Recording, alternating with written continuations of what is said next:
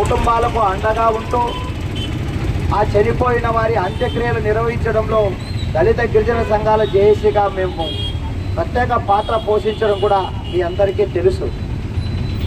మరి మనిషి చనిపోతే 6 అడుగులు స్థలం చూపించలేని ఈ పాలకులు హైటెక్ కాలం అంటారు, కంప్యూటర్ యుగం అంటారు, సాంకేతిక రంగాల్లో అభివృద్ధి గొప్పలు సాధించామని చెప్పుకుంటారు, అంతిమంగా చంద్ర మండలంలో ఇల్లు కడుతున్నామంటున్నారు.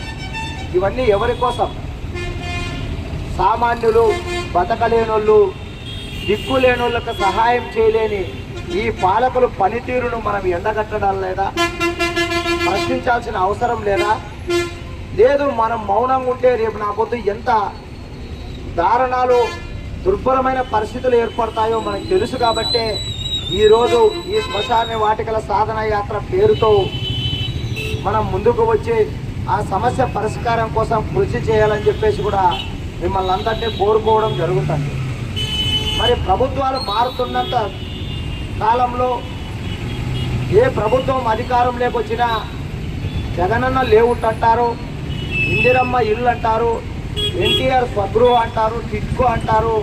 ఆయా రాజకీయ నాయకుల పేర్లతో కాలనీలు ఏమో నిర్మిస్తారు. మరి వాళ్ళు చనిపోతే ఎక్కడ పూడ్చాలో అనేది వీళ్ళకి ఇంకిత జ్ఞానం కలగదా? మరి ఎంతకాలం మనం బతికుంటాం? ఏదో ఒకరోజు చనిపోవలసిందే కదా. మరి చనిపోయిన తర్వాత వాళ్ళు ఎక్కడ పూడ్చాలి, ఏ రకంగా అంత్యక్రియలు జరగాలనేది వాళ్ళకి తెలియదా? అన్నీ తెలుసు. ఈ మనుషుల్ని ఏ రకంగా వేధించాలి, ఏ రకంగా ఇబ్బంది పెట్టాలి, మా పరిపాలన కొనసాగించాలి వీరి పెత్తనం అనేది తప్ప